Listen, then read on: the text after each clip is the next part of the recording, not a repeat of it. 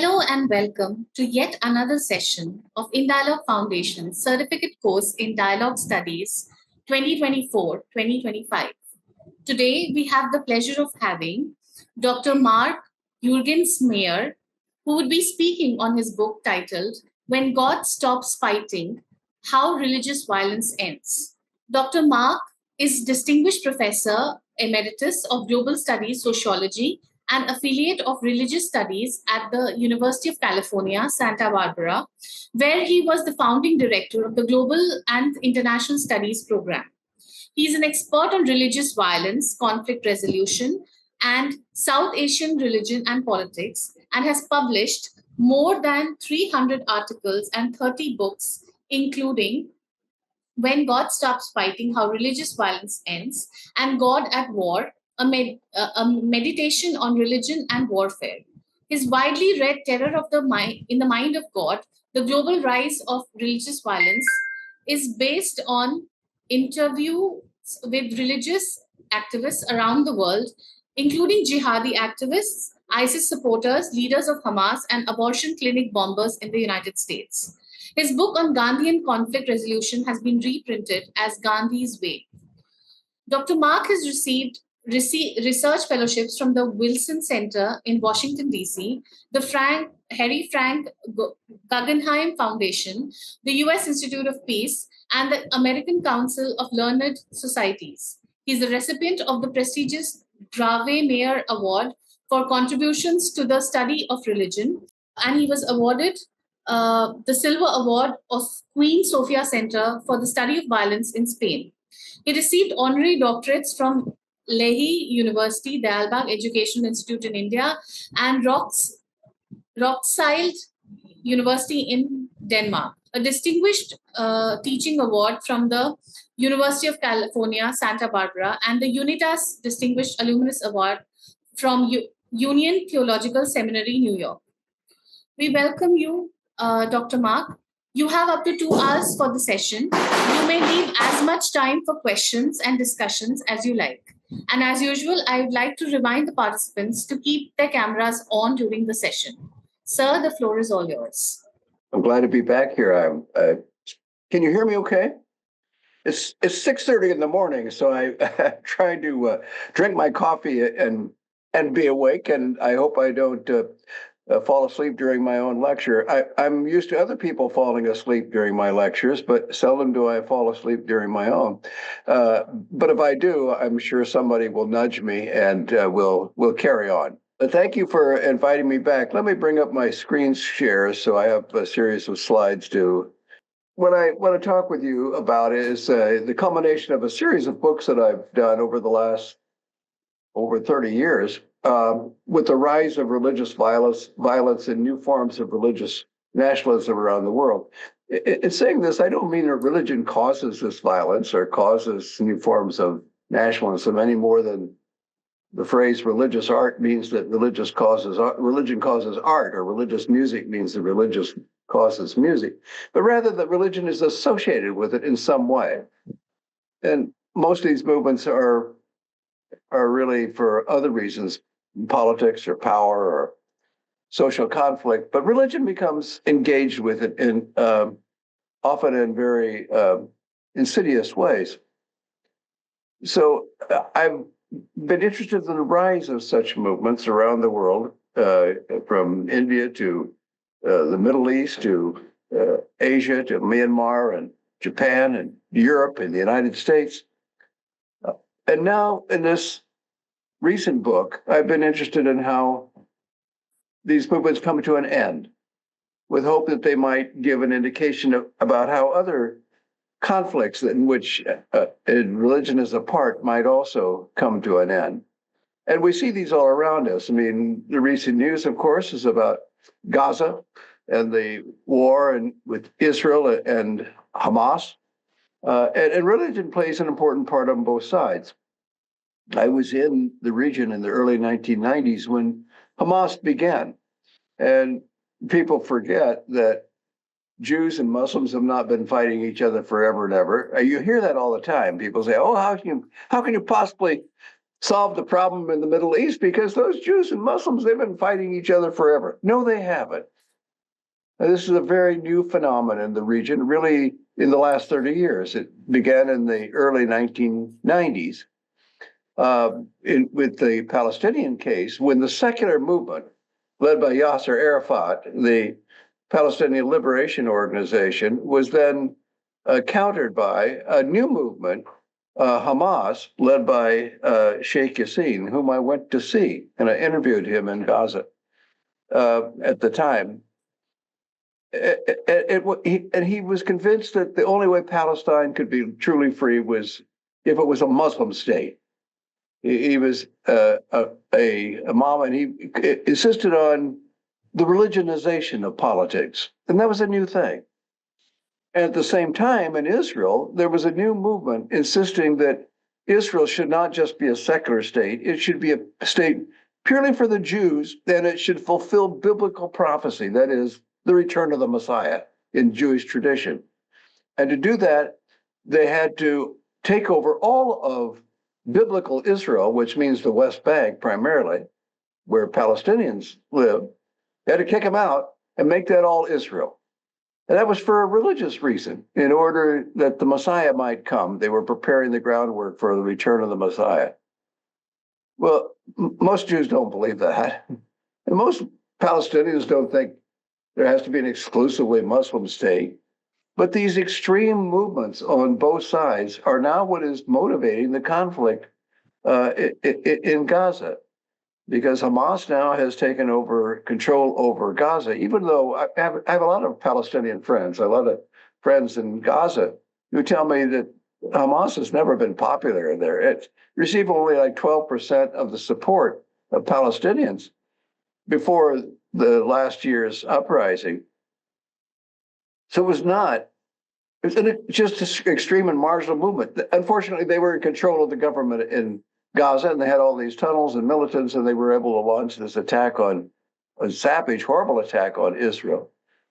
And then on the other side, in the Israeli cabinet, Netanyahu had pieced together this kind of fragile government that included a very extreme movement. Again, a movement that I studied when I've been visiting Israel over the many years, but I was also around when it began in the early 1990s. This movement hasn't been around forever, with this crazy idea that you had to take over all of the territory in order to have the foundations of the Messiah. Most Jews don't believe that. Just a tiny fraction do, but they're a very important part of Netanyahu's coalition. So they're able to exert this kind of pressure. So you have Netanyahu saying, I will never accede to a two-state solution, because that would go against the idea that you have to take over all of the territory. So you have this enduring conflict with the horrible consequences of tens of thousands of people, innocent people being killed, in part because of this strident ideological, religious character motivation on both sides. In the Ukraine, another conflict that's much in the news these days, particularly on the Russian side, there's a role of religion that I think many people are not aware, because Putin's war is not just for conquest of land, but it's also, in some ways, a religious war to extend and to maintain Russian civilization. The patriarch of the Russian Orthodox Church, Patriarch Kirill, is a very close colleague of Putin's, and he is the kind of mind, the brains behind the intervention. And he says the problem is Ukraine used to be the heart of Russian Orthodox civilization, and now it's not. And in order to restore that and to make Russian Orthodox religion survive, we have to retake. This is a metaphysical war, he says. It's not a war over property.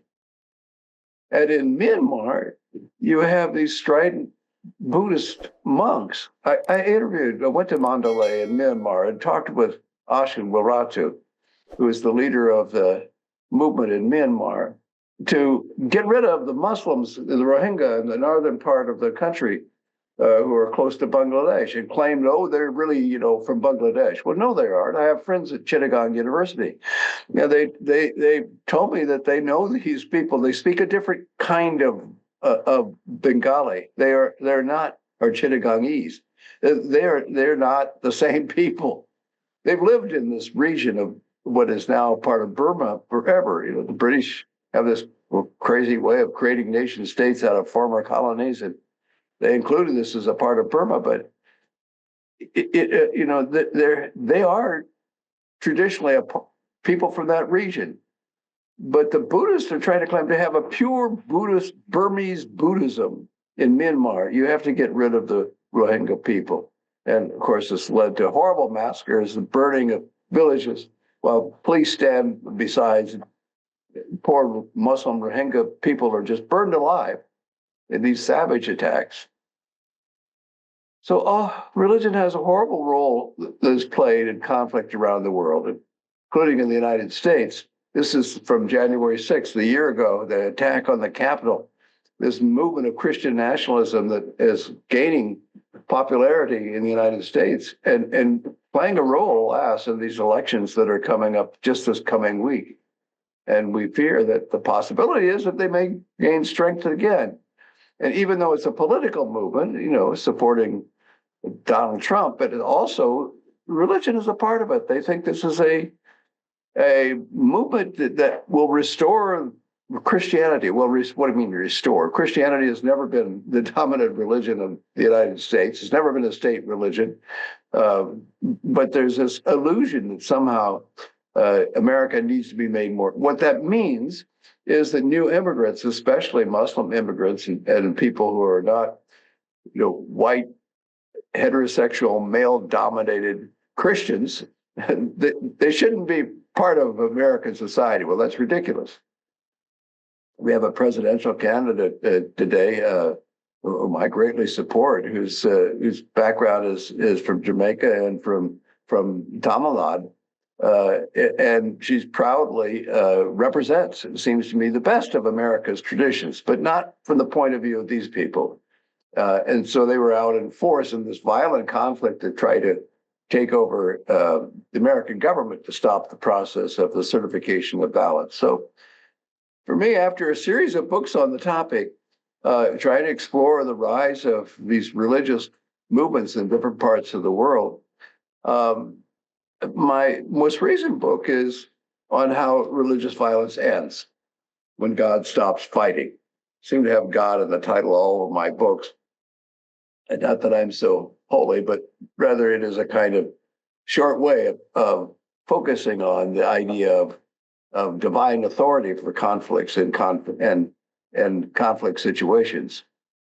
But now the question is how conflict resolution. My emphasis is on conflict resolution and how religious violence ends. I focused on three cases. It was a 5-year study supported by the Norwegian government and a project based at Uppsala University Swedish government in the northern part of Sweden. But they helped to fund this project, which over 5 years involved my going back to 3 different locations, and talking with people who were part of the movements that had come to an end. And one of them was the case of ISIS, which was just ending, in fact, as I began this project. So it was a perfect time to go and talk with people. As you remember, the Islamic State, kind of the origins of it came from the American invasion and occupation of Iraq, and the resistance to it from particularly of Sunni Arab Muslims from the western part of Iraq. Iraq was dominated by Shia Muslims who were in control of the country. And the Sunnis thought that the Shia were treating them like second-class citizens. Well, they were, in fact. And so much of the movements of resistance was against not just the American occupation, but the occupation that supported this kind of Shia control that marginalized the Sunni Arabs. And the same thing was happening in Syria. Somewhat different reasons. There, the Sunni Arabs were in the majority, but a group of a kind of Shia offshoot of the Alawites in Western Syria and Christians, Syrian Christians, were in control of the government and still are.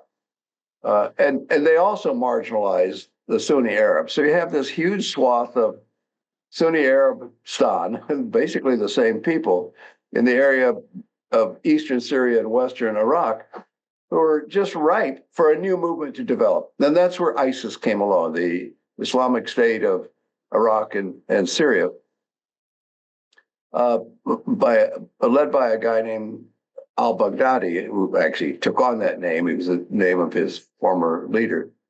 And they reigned with just in the most horrible way. I mean, the savage cruelty of torture and terror against their own people as well as against their proclaimed enemies. And their proclaimed enemies were basically anybody who were not them.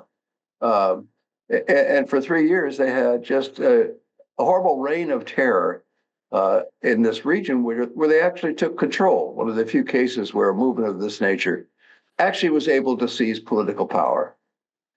So I went to the region, as I said, on many occasions over 5 years to talk with people. A lot of the people from Mosul, especially the city in Iraq, which had been taken over by ISIS and was their main headquarters in that area in Raqqa in Syria. And now the UN refugee administration has set up these enormous tent cities, really a remarkable job of providing place for hundreds of thousands of people on the outskirts of Mosul. And there were people who had lived under the terror of the ISIS, but also people who had supported them in one way or the other. These are great facilities. I'm so impressed with the UN Refugee Organization, and the work they've been doing in Gaza has been splendid. Although yesterday the Israeli cabinet voted to kick them out of Gaza, which is just catastrophic. I mean, the suffering of Palestinians in Gaza are already so bad, and now to have them, this wonderful agency, be tossed out, it's just terrible. But back to my story, I was in refugee camps in Iraq, in the Kurdistan region, where many of them have fled just over the border from Mosul. I happened to be talking with these guys, and it turned out these guys were ISIS supporters. I hadn't expected that, but we just started chatting, and both of them had stories to tell. I mean, they were not hardcore ISIS supporters. They just kind of fell into it. They needed a job. And that was the whole point, that for a lot of people who supported ISIS, they didn't believe in its crazy ideology. They just wanted a job. They wanted to be treated decently. They wanted a situation where their people, Sunni Arabs, could live in dignity and respect and have opportunities. And they saw it as an anti-Shia organization. They saw it as a movement for Sunni empowerment. Another guy with whom I talked said that it was really, ISIS was not so much of a religious as it was a political movement. If it was a religion, he said it was a strange kind of religion, because in his mind, it was simply a vehicle for the advancement of Sunni interests, for Arab Sunni empowerment.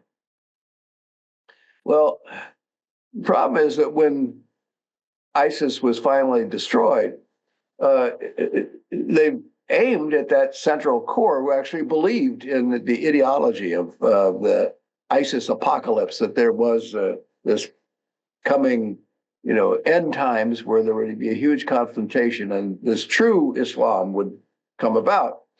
And this true Islam was a very rigid, almost kind of Wahhabi version of Islam that was very few people actually believed in, who were Muslims, but it motivated the central core.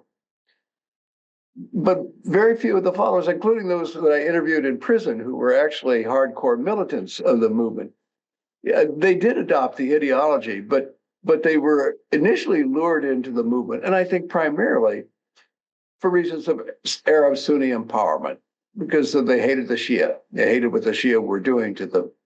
And what they liked about the ideology of ISIS, the religious ideology, was not so much that it they believed all the theological implications of it, the explanations and so forth. But it made the Shia into heretics. The Shia were like lesser humans. They were demonic beings. That means you could kill them without any impunity, without impunity. And I think that's the part of the ideology that they picked up on, and that motivated them. So even within the prisons, these are hardcore prison people that I talked with. There was a feeling that they, as a people, have been left out. So finally, Mosul was liberated, but liberation meant this. It means basically destroying the whole place. It's like what Israel is doing in Gaza, to get rid of those militants. Well, the militants are hiding among the people. Sorry, people, we're just going to have to destroy your whole town. And that's basically what was done in Mosul and Raqqa, which is done also right now in Gaza. And then the question, now what? So supposedly these people are supposed to be deliriously happy that, the ISIS is no longer ruling their lives. And I'm sure they are. They are. And in the refugee camps, they expressed a great deal of appreciation for the fact that ISIS is no longer in control, but they wanted to go home. And they wanted to lead normal lives. I mean, everybody just wants to lead normal lives. And, when your place looks like this, what are you going to do? And the Americans bombed the hell out of the place, but then they were gone. They had no interest in rebuilding it. The Iraq government said it didn't have any money. So even today, many years later, much of Mosul is still in rubble. I mean, part of it is being rebuilt. There are expatriate Palestinians around the world who are chipping in money to try to help restore the place and let people rebuild. But it's been a long, slow process. And so my conclusion is that the kind of ingredients for warfare that supported ISIS in the first place are still there. And I kind of wondered aloud whether the idea of peace only means the absence of killing. Is it really peace when you haven't dealt with the problems that created the movements in the first place?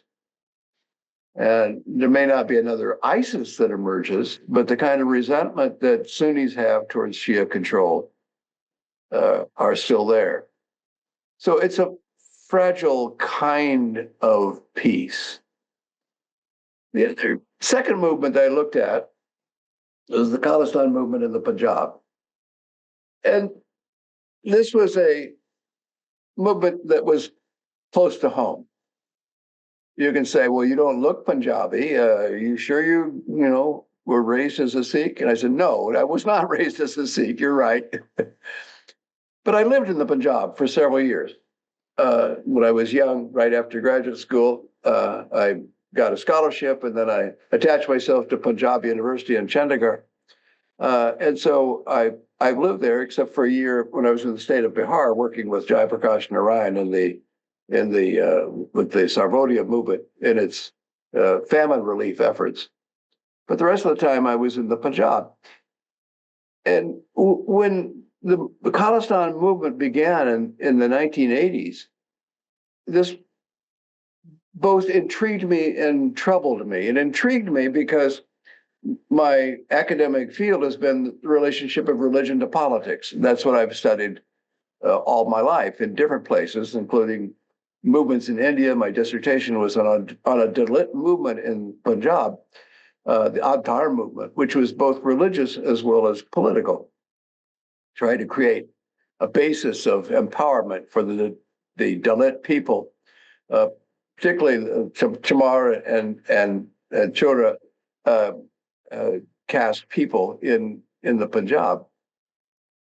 But now here was a new movement of religious violence in the Punjab. So it interested me intellectually, but also personally, because when I went to back to India after 1984 to understand what was going on, and interviewed some of the young people who were young Jat Sikh men who were part of the movement, I was astonished at what I saw. It was a Gurdwara in Delhi where some were brought in to meet me because I wanted to actually talk with some of the militants. and they were kind of, in mask when they came in because they didn't want. They thought that the Gurdwara was under police surveillance, which it probably was, and they didn't want to be identified. But then when they took off their mask, I almost fainted because they were just young kids. They could have been my students at Punjab University. They should be out playing soccer and winning awards. But there they were, a part of this militant movement. So I wanted to know why. Why? In fact, that was they said you could ask any question you want to. And my first question was, Kyo, why? Why is this happening? And they gave different answers, but ultimately it came down to this. They said, it's what we have to do. It's our people fought against the Mughals. Now we have to fight against this new tyranny.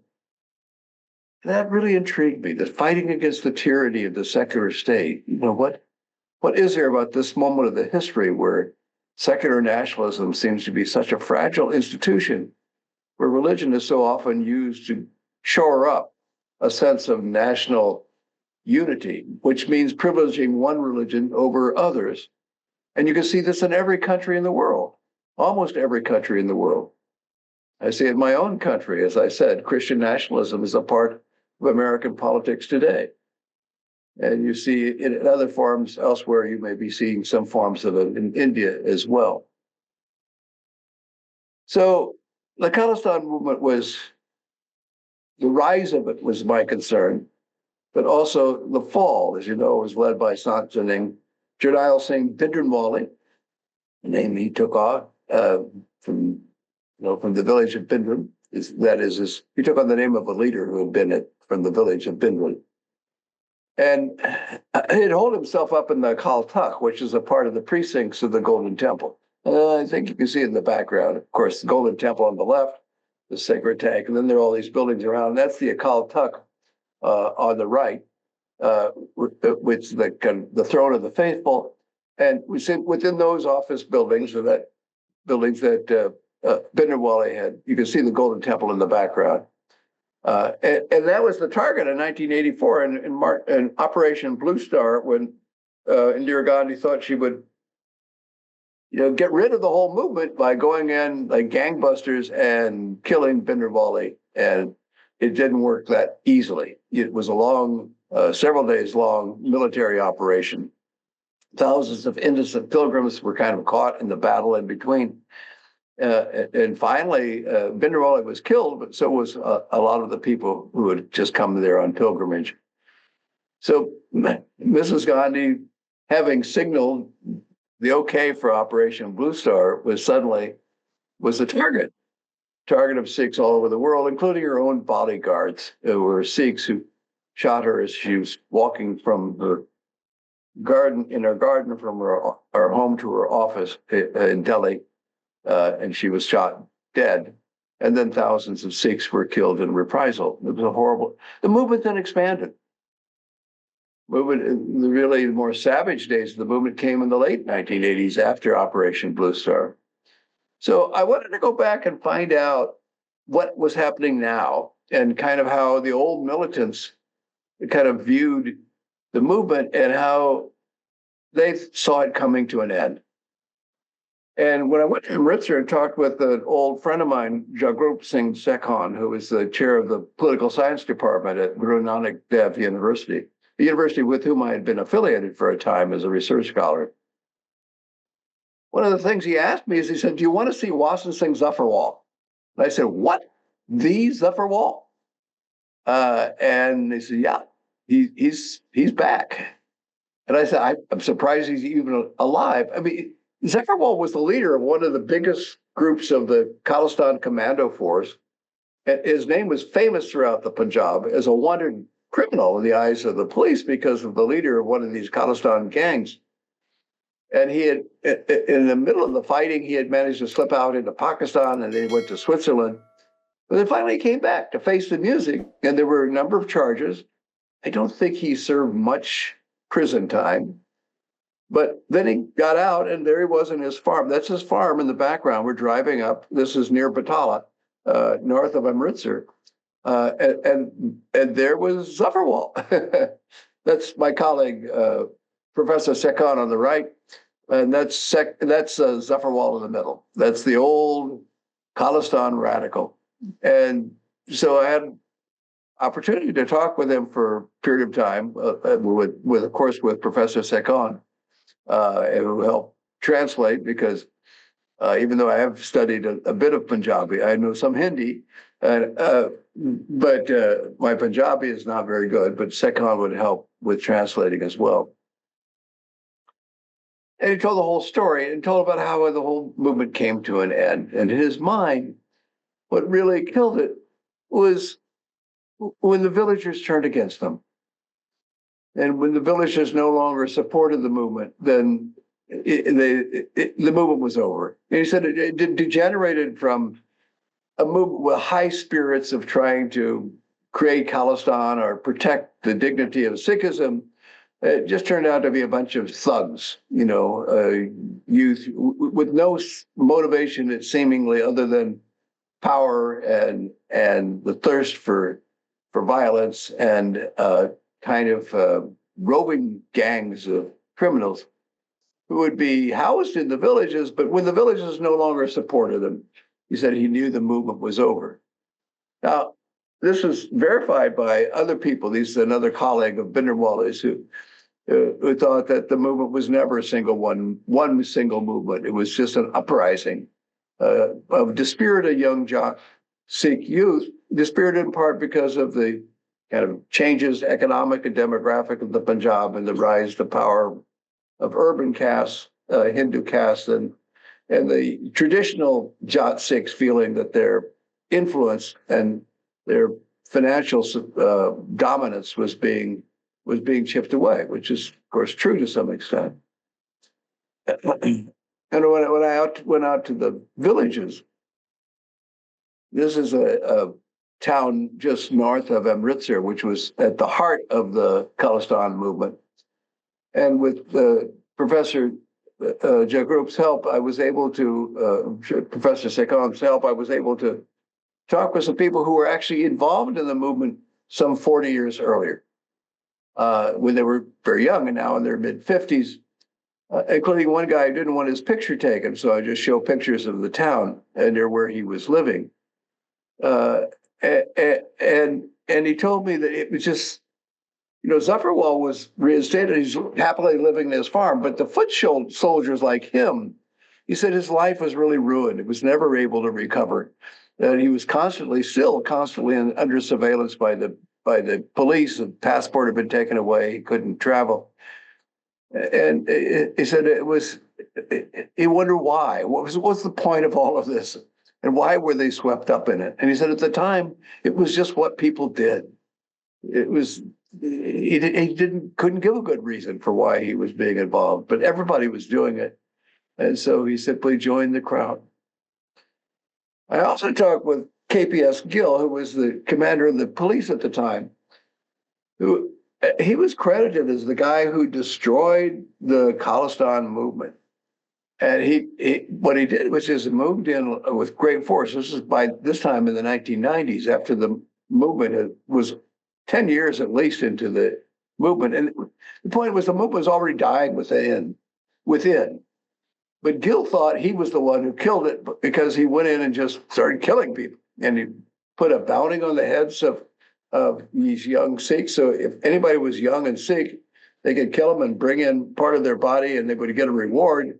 And KPS Gill was very proud of having, in his mind, destroyed the movement. But when I talked with people in the movement, that was never a factor.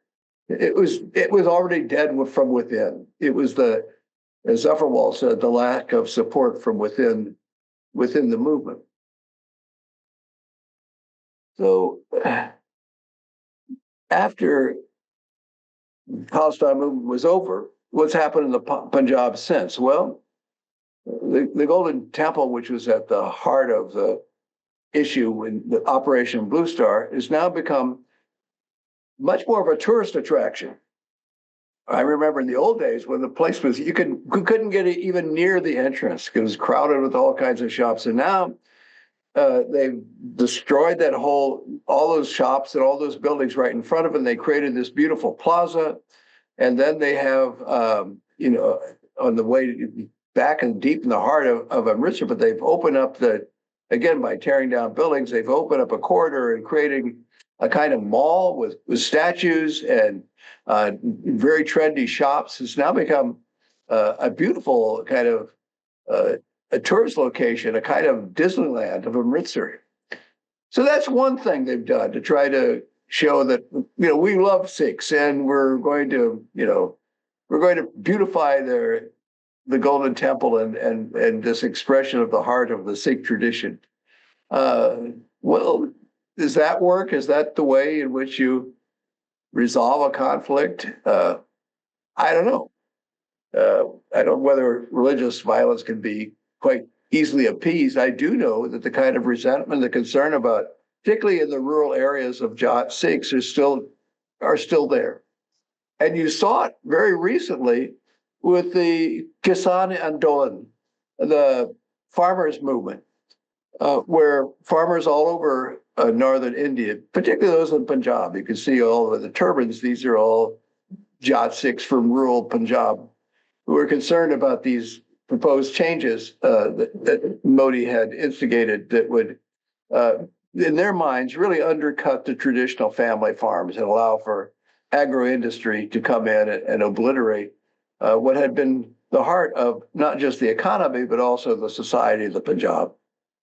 So these movements, in some ways, were a continuation of the same kind of concern that had marginalized Jat Sikhs and created the Khalistan movement in the first place. And so in many ways, the issues are unresolved. The young people, many of them depressed, have turned to drugs. That's a huge problem now in the Punjab. So you wonder, is the violence really over? This case is a bit happier resolution. But it was also a very violent movement in its heyday, and that was the Moro movement in the Philippines. So I spent some time in southern Mindanao, in southern Philippines, in the island of Mindanao, which had traditionally been a Muslim kingdom. As you know, if you look on a map, Philippines is very close to Indonesia, and this part of the Philippines, especially in some ways, are more like Indonesia than the Philippines, which under Spanish rule had become mostly Christian. So most of the Philippines was Christian, but Mindanao used to be a Muslim kingdom. They wanted independence, but failing independence, at least a kind of semi-autonomy. And so this movement of Moros, they use the term Moro, which really comes from Spain, from the Moors, as Muslim rule in Spain. But nonetheless, these were the Moros of the Philippines. And so for decades, they fought against the Philippines government, often a guerrilla warfare, killing people, savage, taking people for, even when I was there, they were shocked that an American would come into the region because there was a band of these militants, these Moro militants, who would capture foreigners and then hold them for ransom. And then if they didn't get the ransom money right away, they would start lopping off the heads of those who were those people who were held hostage. So when I took the plane from Manila to Cotabato City in Mindanao, everybody looked at me as if to say, "What the hell are you doing here? Don't you realize you could be killed?" My wife wondered the same thing. She thought I was nuts. But I immediately was picked up by a Roman Catholic university with whom I had made contact previously, and I stayed with them, and they protected me, and they were greatly respected even by the Moro militants, many who had been trained in Notre Dame University in Cotabato City. So I felt fairly safe, and it was through their contacts that I was able to talk with a great number of militant leaders at the time, and really get an inside look at the movement in its period of transition. Because, excuse me, let me get some coffee.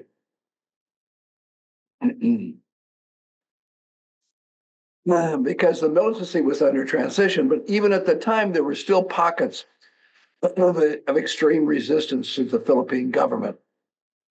The Maute group, for example, one group within the Moro movement, had aligned with ISIS.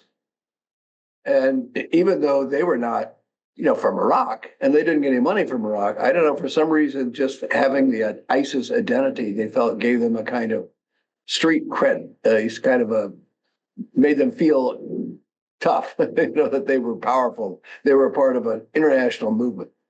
But they had taken over a whole town, the town of Mawari, and they had taken out the whole town as hostage. And so the Philippine government, to liberate the town, basically did what they did in Iraq with Mosul and what the Israelis are doing in Gaza. They just bombed the whole town. Because when the Philippine soldiers went in, they immediately were countered by these militants who were just hiding out in the town. And so they thought the only way to get rid of the militants was to destroy the whole town. Well, you can imagine how this made people feel who lived in the town to look around and see it just turn into shambles with these bunker busting bombs that just exploded, destroying houses and shops and mosques. But they did kill most of the militants, not all of them. They fled up into the mountains. In fact, I had to drive through those mountains to get there, which terrified my driver, because we were afraid that they would stop us and we would both be in very, very serious trouble. But we got to Mawari, excuse me. And it was indeed a kind of war zone. And you can see pockmark evidence of the fighting on buildings on the outskirts of the town.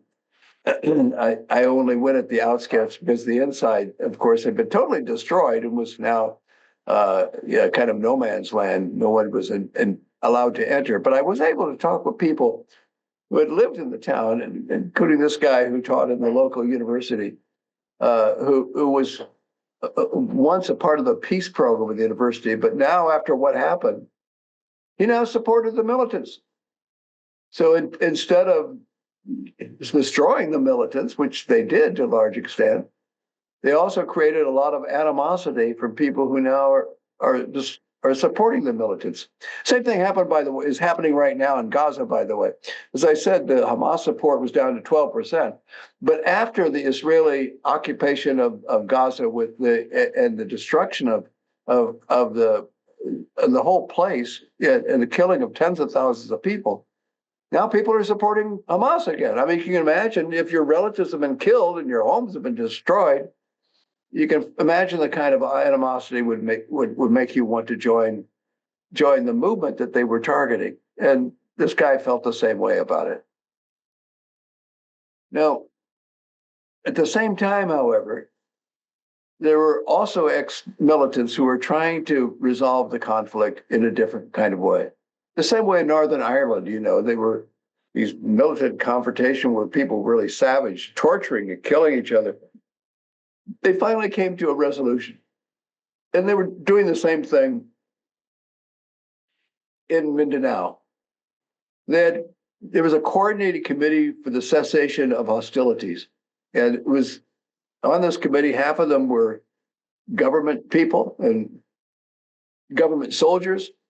And the other half were people like this guy, Butch Manang, who was a general in the Mindanao Muslim fighting force. He was one of the leaders of the guerrilla bands that was fighting the government, and they were killing each other. But now he had agreed to be a part of this committee to try to see if they could work out a deal, to see if they could give some kind of semi-autonomy to the Muslim region of Mindanao that would enable them to stop fighting after all these years, just to put down their weapons. And so he was a part of the discussions. He was in on the deliberations. That's members of the Philippine government, and there's Butch Manang there on the end, trying to figure out some way in which they could create a new kind of association that where the Mindanao Islamic Liberation Force his militant group could come into an agreement with the government.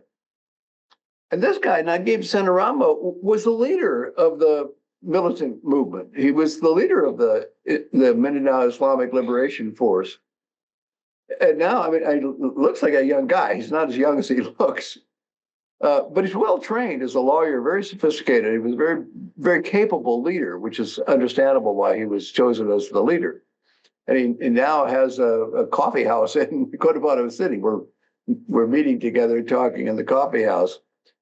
And Naguib was telling me the whole story about how he initially kind of put his heart and soul into the movement, and he was willing to kill and be killed on behalf of it. But then I guess he got tired of the fighting, of all the killing, and of the decades of nothing happening.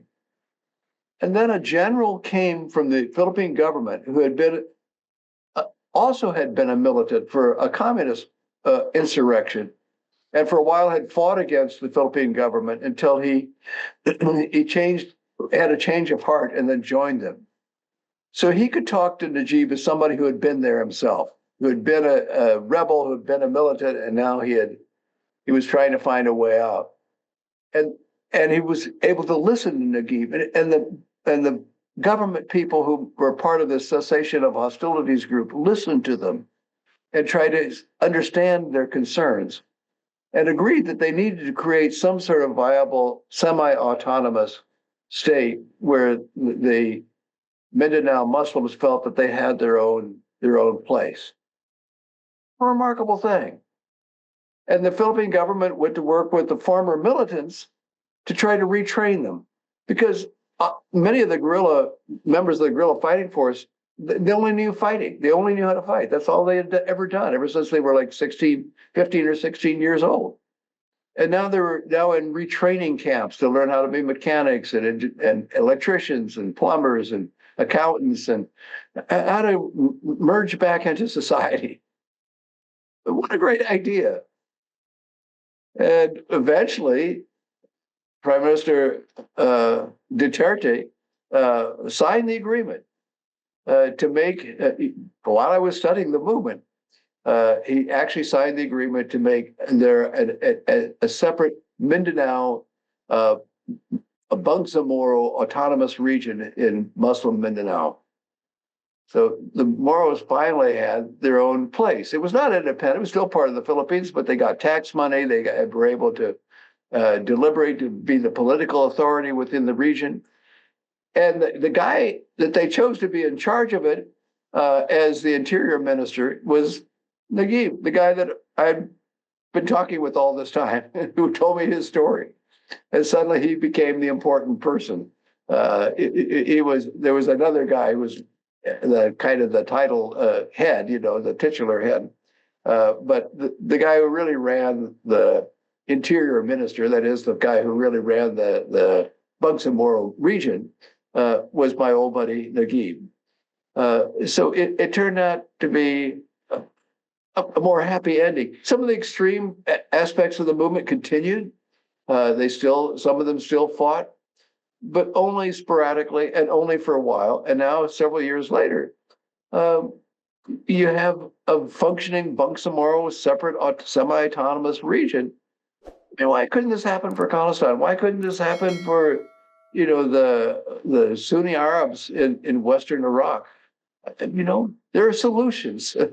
There are solutions to the Israel-Palestine conflict. I have a colleague, my class came this last week where I deal with conflict and conflict resolution, who's trying to create an Israel-Palestine confederation, to create something like an EU, an umbrella group of Israel and Palestine government that was concerned about the whole region, that would then become the kind of super government for that region. Great idea, that is. And he said you could establish it right now. You don't have to, you just keep the existing Israel government in place, the existing Palestinian Authority in place in the West Bank. You don't change anything. And you don't even try to create a one state or two state, you just leave everything. But then you create this new entity the Israel-Palestine Confederation that everybody votes for, that gives an equal balance between Israelis and Palestinians. They both have a veto. No decision can be made without Palestinians agreeing, without Israelis agreeing, on basic things, on education, transportation, health services, all the things that people in the region are concerned about. That makes so much sense. Why not? What I'm saying is there are solutions. There can be peaceable solutions. But in analyzing these different ways in which conflict has been overcome and framework for police as peace has been restored, I concluded there are several internal factors and several external factors that make a difference. Internal factor is when the whole motive of these uprisings are being questioned by the people who are engaged in them. By internal means within the movement. So let's say the Khalistan movement. As Zufferwald said, when the high motives of the movement were abandoned, then he knew, he knew that the movement was over. And when there was fractures within the movement, when the villagers ceased to support them, for example, but hope that there could be some solution beyond it was an important factor. And there was some of that in the people with whom I talked, but in many cases it was a dashed hope. And so in the Khalistan case, as with the ISIS case, it seemed to me it's an incomplete resolution of the conflict. Now, externally, that is, what does the government do that's countering these movements? One is not to overdo it. I mean, if you totally destroy a people's town without providing something for them or protecting them, then it seems to me, giving more motivation for the uprising to begin with. This is what Israel is doing in Gaza, in my estimation. This is what some ways that was done to Raqqa and Mosul in destroying ISIS, when you just completely destroy it, or like destroying the town of Morar, and don't do anything to protect people. So yes, there's a role for the police. You need to counter violence. I'm not saying that you don't just stand by and let people kill people. No, there is a role for the police and bring people to justice. But don't go nuts. Don't go crazy. Don't overdo it.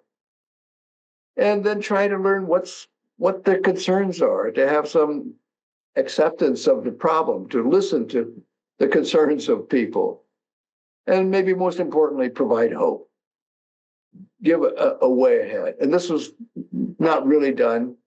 Certainly not done in the case of ISIS. You still have this brewing tension.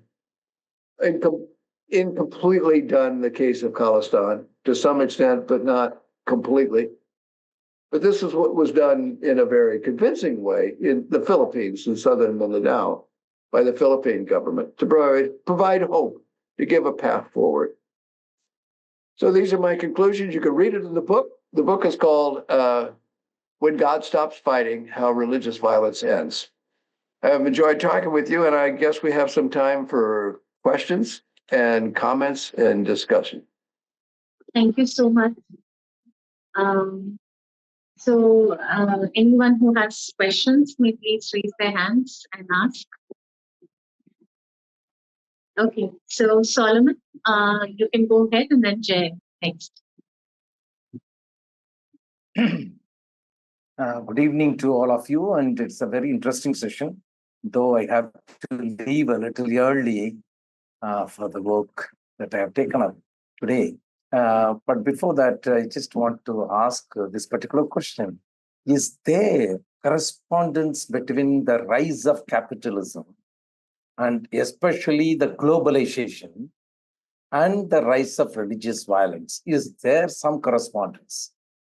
Did it affect one another? Number one. Number two, how the multinational corporations fueled, played, encouraged the religious organizations. We hear that actually very many multinational corporations have funded evangelical Christian groups. Would that be I don't know exactly, do you think it will be true? I mean, these are some of the questions that come to me when I listen to you in a way. But it's still, I am going to read that book, and it will be really an interesting part of it, actually, that can apply. Maybe I think you can give one more lecture for us, especially to once again coming back, putting everything for India, taking the factors from India, taking examples from India, because at 2-3 levels we are experiencing violence from swans. I think this is a comment that I. Well, you've covered a lot. Let me respond very quickly, though. Issue of our multinational corporations funding religious extremist groups. I don't know. I don't know what evidence you have of that, and I don't have any evidence of it. I would be concerned about it if that was the case. I don't know why that would be in their interest, but it may be the case. I'm not saying it's not. I just don't know about it. On your first question, though, I think that's not extremist groups. They may not be funding the extremist groups, but are they funding evangelical groups? I don't know. I don't know. Christian groups that may be following. I don't know. I mean, if you we can have that conversation later. I don't think it's not something I know a lot about, but it's an interesting issue. Now let me talk about your first issue, which I think is more something I have been concerned about, and that's the effect of globalization. And I think that has had a huge impact on national identity and the idea of national sovereignty and the idea of nationalism, and created the opportunity for forms of religious nationalism to enter. And by that I mean not just what you're talking about, the economic nationalism, economic globalization, which is certainly a large part of globalization, where everything can be made everywhere and be sold everywhere, and you have the rise of transnational corporations and transnational movements that really undercut the power and authority of the nation state and its ability to control them and to provide for kind of fairness and equity and economic justice around the world. That's a big problem. But it's also a problem in terms of mobility and of communications. We have an example of it with Zoom, where instantly we can be in communication with people throughout the world. And also with one's sense of self. I've argued in other occasions that there's emerging a kind of digital self where because we have the wealth of the world's information at our fingertips through the internet, we feel that we are in charge. We feel that we are empowered because we have the source of information. The problem is that the information is often siloed. It's given to us through algorithms of social media in very specific ways. So it tends to reinforce beliefs that we have or ideas that we have by the algorithms that keep on sending us more of that stuff, whatever it is that we particularly like, because it's the job of social media to get you to watch and to do more, because they want to put up ads and they want to be able to use this as a sign of their strength and their power. So you have this crazy thing where people really don't have a very wide knowledge of what's happening in the world because their information is so cut off and so siloed. It's a huge problem in the American elections, for example. The people who only watch Fox News and certain right-wing talk shows have no idea what's going on in the rest of the world, and have every reason to believe that Donald Trump is the savior who's going to make everything right and just, and they have no counter argument posed against it.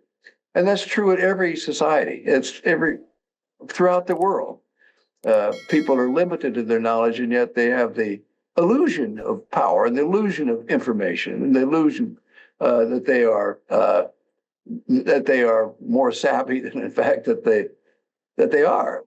And this makes it very easy to promote ideological perspectives, including those of a kind of religious unity, which leads me to the third aspect of globalization, or fourth, and that is a sense of identity. Because if everyone can live everywhere, you can immediately communicate with. Who are we anymore? Are we? It used to be, you know, you knew who a Frenchman was because they were from France and they looked French and they spoke French and they, you know, they're probably Catholic, and you knew who a Britisher was, and now with everybody living everywhere, there are all these Algerians living in France, and you know, we're part of French colonialization. Colonialization is now coming back to bite the European nations because now all these people are living there. And the French are saying, well, we're not sure you're really French. And you look around the Algerians, and the Algerians are saying, hey, we live here. These are kids now who are born and raised in Paris. We live here. This is our country. And the French are saying, I'm not sure you are, until they began winning soccer games. And then suddenly, oh, our French soccer players, all Algerians. Now, aren't they wonderful? Suddenly everything changes, but only for those soccer players. No, not you other Algerians. No, you're not really French. You see the problem. And this is happening everywhere with this kind of diaspora of people, different people living other places. You know, for some of us, I suspect probably for most people here, that's great. I mean, I live in Southern California, which is one of the most diverse places in the world. I mean, I did my graduate work in Berkeley at the time when Kamala Harris this is a candidate for president right now. Her parents were actually living just a few blocks away from where we lived in Berkeley, and they were marching in the anti-war movement in Sproul Plaza alongside my wife and I, and I'm just so happy to see someone of her background to be a candidate for president of the United States, because I think that exhibits, in my mind, what is the best about a globalized society. And I'm very proud of the fact that America could become increasingly more of a globalized society. But not everybody in America feels that way. And there are a lot of people, and I grew up on a farm in the Midwest, and I go back to my hometown where I see all the Trump signs and the MAGA hats, and they feel quite differently about it. They're threatened by these changes that seem to undercut, and they want to make America great again, which means, you know, only white, Christian, male, heterosexual, evangelical Christians have power. That's their idea. And all these other changes in society that allows, in their minds, marginal groups, they don't feel comfortable with that. So that's happening around the world in different ways.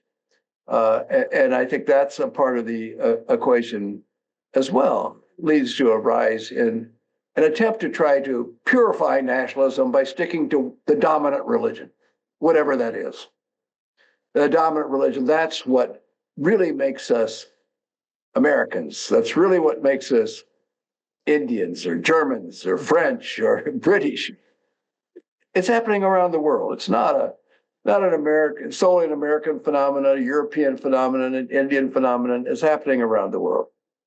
And I think it's a problem with globalization. Thank you. Jay, you can go next. Hi, good morning, sir. Actually, yeah, it's a great honor to have this Zoom call with you because I am a student of peace and conflict studies in Jamia Millia Islamia, and we had your works as a reading material in our second semester. So it's a really great honor to meet you and hear you talk, good. especially. Yeah. So my question is sort of in that field only related to peace building and conflict resolution, where where if like even French extremist groups, sort of French religious movements, extremist movements, they galvanize support and they gain popularity when the state reacts with military force against them, and in usual state calculation, appeasement to these groups is sort of seen as capitulation to their ideas. So is there sort of a middle ground where how does one develop such a successful peace building framework for conflicts of religious nature, which we can differentiate by conventional conflicts where the objectives are objectives in religious violence are obviously very intangible, right? And how do we, develop a peace building model for that? If I understand the question, you're asking how can you appease with or compromise with these kind of right-wing extremists? Sort of, right? Where it's in a more neutral sense, where military force always galvanizes support. You see with ISIS, or as you described in many other way, whenever the state responded with violence, these groups gained some more and more support, and what was essentially a French extremist organization turned into a mainstream and a violent militia force. And I think you need to listen to them. I think it's very important not just to try to destroy them without listening to them, without trying to understand what the concerns are, because even though you may think that the concerns are skewed and inappropriately expressed, which they may be, at heart there may be a genuine sense of being left out, of being excluded from the family of the national family, or that their sense of privilege may be unjustly deserved in the first place, but their sense of privilege is being eroded. And you need to hear this and understand it and somehow deal with it. Now, that doesn't mean that you need to give in to them. You don't need to say to, white Christian males in the United States that, oh, well, okay, we're going to blunt you back into power again. No. The world is changing, but you need to be sympathetic with their concerns and find some way of finding a role for them that is appropriate, but maybe not dominant or exclusive in the way that they would like. And so I think there is a way of including everybody. One of the best examples of this was Mandela in South Africa. Yeah. After the end of apartheid, there were a lot of people within the African Congress that Mandela was a part of who just wanted to get rid of the white people. And just, they're a minority group. But Mandela said, look, I mean, they're people who are born here. They feel that they're South African as well. They're contributing a lot to the economy. They imprisoned me. I mean, this is a guy who was put into prison. I've been to the island where he was in prison. I've seen that small cell that he was in for many years. And it just marvels me that he was able to have that kind of magnanimity of spirit, that kind of largeness of heart to say, okay, I've been treated terribly by these people, but we need to get along. We need to find a way for everybody. And so he reached out to the very people who had been excluding him, who had hated him. They regarded him as a second-rate person who deserved to be put in prison. But now that he became the leader, he embraced them and tried to find a role for them. And today, South Africa is not perfect, but it is at least lumbering on in a society that is integrated in a way that it had never been before, largely because of Mandela's really skillful attempt to try to include the same people who had fallen from power and influence, but include them in a way that they felt that they could be a part of the emerging new nation. And that's a wonderful example of how these transitions can come about. And another thing I wanted to ask of you was basically, is assimilation an effective tool in this scenario where to mitigate or prevent religious violence from occurring? Assimilation, where like towards the end of your lecture, you also talked about how migrant populations from North Africa and the MENA region essentially have been settling in Europe, and they have now been there for 2 generations, 3 generations, and they feel a part of these countries, right? But still, there is a lack of acceptance from the European natives, essentially, where they are refusing to see these migrants as part of their own communities. But like I it's not my personal belief, but sort of where the sort of conventional European wisdom on this goes, from what I have read, from one of my perspective, the conventional European wisdom is that they see these communities as unwilling to assimilate. It's the sort of common right-wing European argument, I think. Right. So is assimilation effective in this case, where to mitigate religious violence or to ease over those tensions? Well, the answer is yes, and it happens in a very natural kind of way. I mean, the first generation of new immigrants to a place often kind of look to the homeland and they feel a little bit out of place, but their kids don't. Their kids are born in a new country and they mix with other kids and you know there's a natural process of assimilation and that people accept them over time. I mean, after a look at the UK, where you've had both the mayor of London and the prime minister of England recently, who've been from immigrant communities, and they've been supported by the whole of the population. It's just not like only in the same time we may if we're lucky in the next week. We may have a president of the United States whose mother came from Tamil Nadu, which I think is great. And she'll be elected if she's successful by a majority of the population who are all kinds of Americans. So the answer is yes, and it is certainly a healthy way forward, but that usually takes time because it's a matter of generational differences. Thank you, sir. Thank you. Thank you so much. Yeah, it takes time, and also it takes a possibility. The problem with Israel and Palestine, for example, as it was in Northern Ireland, is the two groups are artificially kept separate.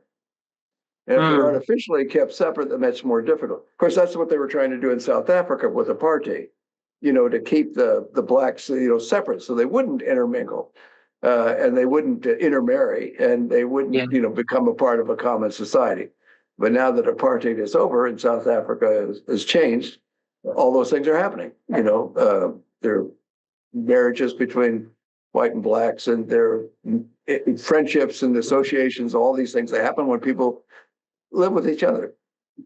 So, actually, I was about to end my question, but now that you brought it up, essentially, where artificial separation, right? When the state, systems like apartheid, these systems create.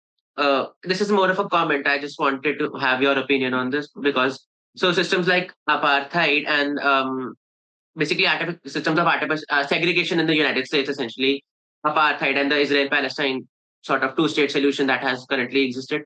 My understanding from all this is that religious violence will never really end, right? Because that's sort of irreconcilable differences, that's human nature of conflict.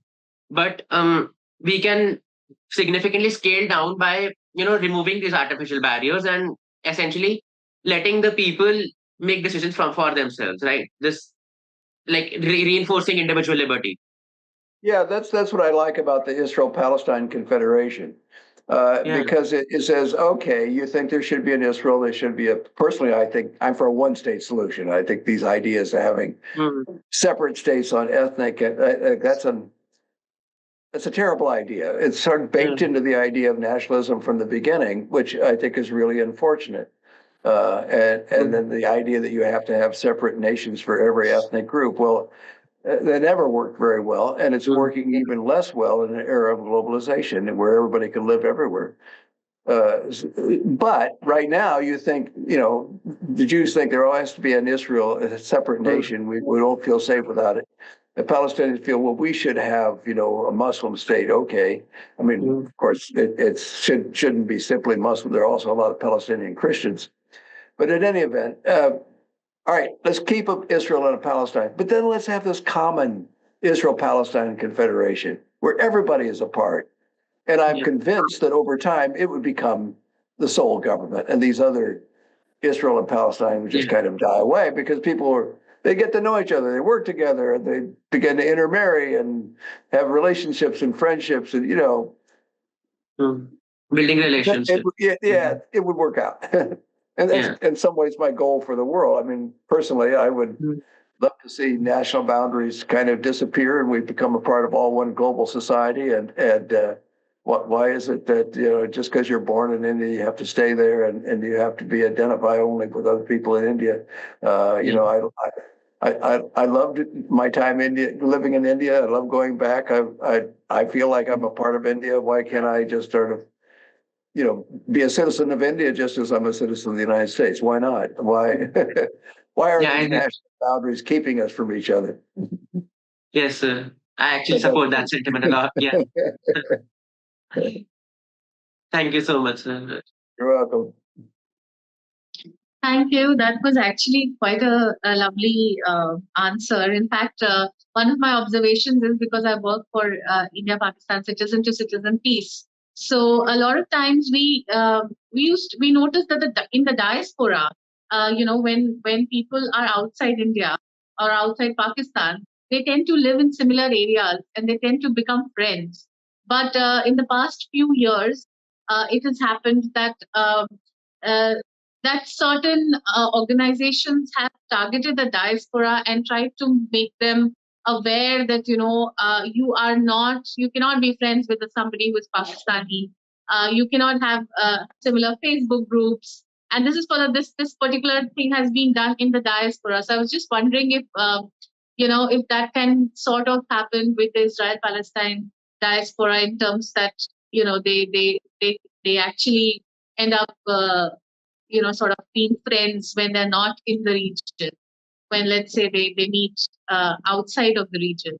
So I'm just sort of wondering if that is Oh yeah, sure. No, you're absolutely right. These old animosities carry over into the diaspora. And sometimes they are goaded along by outside groups that come in and say, no, you should be a pure Hindu. You shouldn't be, fraternizing with these people. And so I'm in touch with, because my first book was on the scheduled caste movements in the Punjab of a people associated with the Ravidas Sabha, which is a movement largely supported by people of the Chabar background from Punjab and elsewhere. They have their own temples now in Gurdwaras. I don't know what they call them. I guess they call them. I think they call them Gurdwaras. That makes the Sikhs angry because they're not Sikhs, of course. Although many are Sikhs. It's complicated. But in any event, they feel like they need to have these expressions because they feel like they're not welcome by the Jat Sikhs in the Sikh Gurdwaras or by the Hindus in Hindu temples, and so they create their own Ravidas Sabhas. And I understand that. I feel unfortunately that's the case. But it's true that these old animosities and prejudices do survive in the diaspora, at least for a while. But then, the second generation changes, people change. Is this thing going to happen forever? Thank you. Ranveer has his hand raised. Ranveer, you can go next. I'm sorry, I don't know who's asking you that, and I don't. Yeah, hi, Professor Mark. Mm-hmm. It was a wonderful talk. I don't think any of us slept, though some of us were just quite busy in their duty schedules, so they are leaving early, like Danny. Yeah, I would like to have your comments upon two different perspectives, which I would be just saying, and one question. And before that, I will be adding just one small thing which I assume might be true. When you mention about the Israel-Philistine Federation, so I think when you will be talking about some kind of these federation who will be talking on behalf of both the parties and with the equal kind of power indulge for both the parties. The basic premise of these kind of federation lies on the acceptance of the situation as it is on that basis, and that will be a very difficult proposition where any of the party will be accepting the current occupation by the other party and all. So that, and I not exactly the similar kind of example, but Kashmir can be just somehow related to this, that when UN intervened, see, this is just 17 years, the conflict is still there. So this is just one small point. You can just mention more about it. Now, I think that most of the religion, they provide some kind of blanket cover to to to to cover up any kind of violent causes on the basis of religion. And religion nowadays in 2024, where I think somewhere I was reading the statistics that somewhere in 2040 or 2050, more than 50 or 60% of the world population will be living in urban areas. Now, when people move from rural to urban, they lost that notion of collective identity, where religion is acting as a very solid bond in that case. And majority of the violence on the name of religion, which we see on a very larger scale, not on a what do you say, the very deep rooted kind of animosity at the neighborhood and at the very regional level, but at a very larger scale, these are on the to uphold some kind of territorial control. And I would like to remark upon this aspect that in this context, the migrant population, the transhumans, the tribals, states are considering them as a threat to the existence of the state also, because they are the one who are not the settler. So that territorial control is something that which they are not. And somehow the right wing forces are also trying to bring these tribal population to one polarized religious identity. So how you see this thing?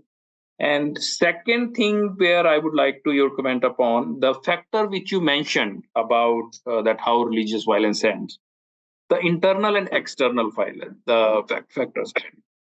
For all these internal and external violence, I believe that these are completely based upon the flow of the information, and that is heavily controlled by the one who will be in the power.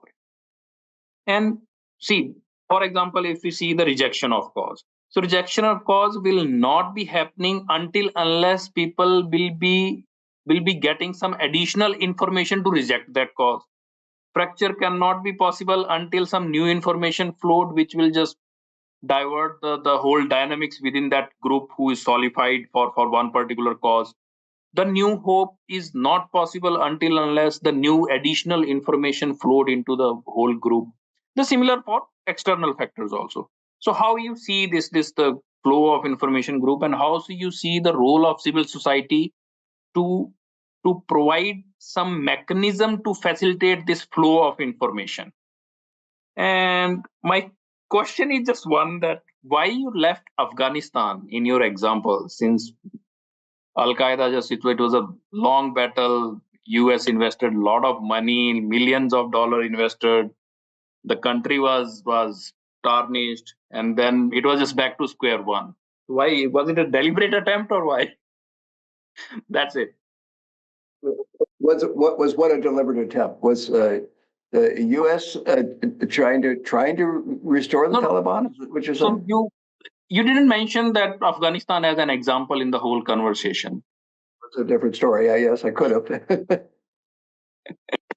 Well, you covered a lot. I don't know which part of what you talked about you want me to comment on first, but let me go back to the beginning of your conversation where you talk about how the kind of trying to work on a solution that simply accepts the current situation, kind of ignores the past and the past forms of oppression and that have created the situation.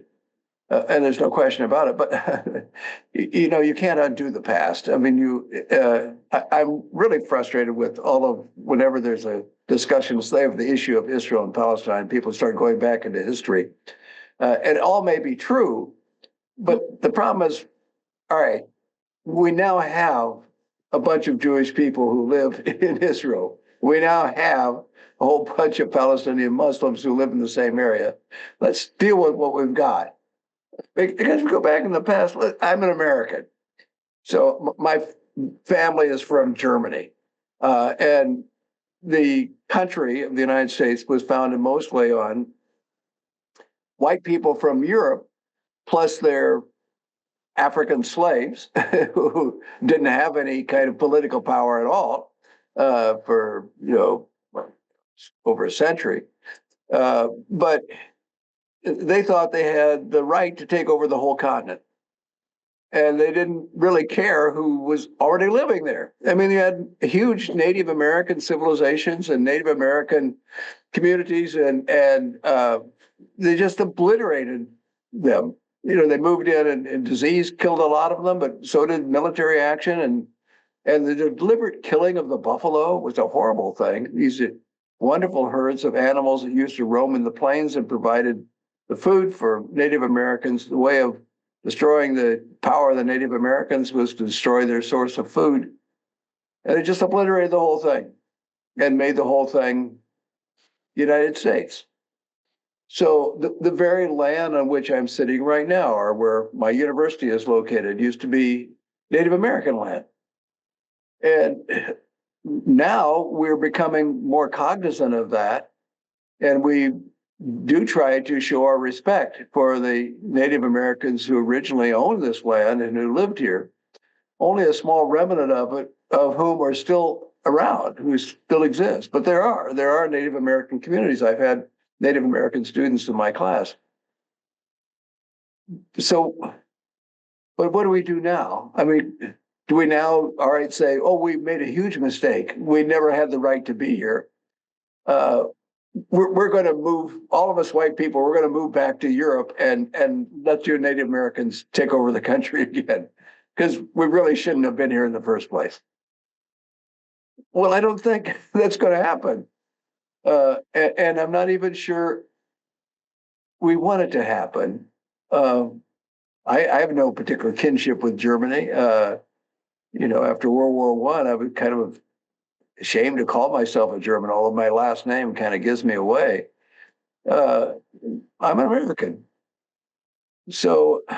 Okay, you brought this in. So do you think you can't put that back in the bottle, is what I'm saying. So we have to deal with the situation now. What can we do to ennoble Native Americans and make them feel empowered, those that still remain, and in active repatriation for what is the cruelty that's been done to them? What do we do to the African Americans we brought here as slaves to make sure that they are equal members of our society at this point of life? That's our duty now. And I think the same is true in the case of Israel and Palestine. The history is not as long, I understand, but still, I think we have to deal with whatever the current situation is. And your final point about the control of the media is a huge problem. It's a huge problem in every society. The Chinese government quickly realized that. They said, well, okay, we're just going to control the internet from the get-go and make it clear who's allowed to get on and who's not. And if you go to China, you can see all the young people in the universities have the what is it, the VSM ways that to kind of mask your IP identity so that you can then log on to all of these forbidden sites. So they're doing that in order to kind of find out what's going on in the world. But that's only in the universities. I mean, most people are just limited in their internet to what the Chinese government will let them see. And I know from my visits of India that it seems like the media is often slanted in one direction. And that's a problem. That is a problem. There's no easy fix for it, but I think you're right in identifying that as a difficulty that is a part of the remarkable technological facility we have with the internet and with the communication in the present day, but also the limitations and its ability for control. So is this a good point to kind of bring our discussion to a close? Yes. I don't think there's anybody else asking any question. So, so we can, of course, go ahead and before we end the conversation, I would really like to thank you from the bottom of my heart. I think this has been one of my favorite talks personally. And I think one thing that I would love to discuss in the next talk whenever you are there is, I think I'm amazed at how these people that, quote unquote, we consider dangerous, a normal layman person, you were able to have a dialogue with them. You were able to listen to their stories. And I think that is something that really amazes me. I would be petrified to do that. So, so everything that you shared here was pure gold. And I know I'm going to go ahead and catch hold of your book and and probably email you with a lot more insights and questions. So thank you for gracing us. And today is Diwali, so happy Diwali to you and to everybody here. And Happy despite Diwali to you. yes, thank you. So despite that, you can see we have a full house today because everybody was looking forward to hearing you. So thank you again for your presence, and we hope to see you again sometime soon. Thank you. Thank you. I've enjoyed the discussion. Thank you all very much.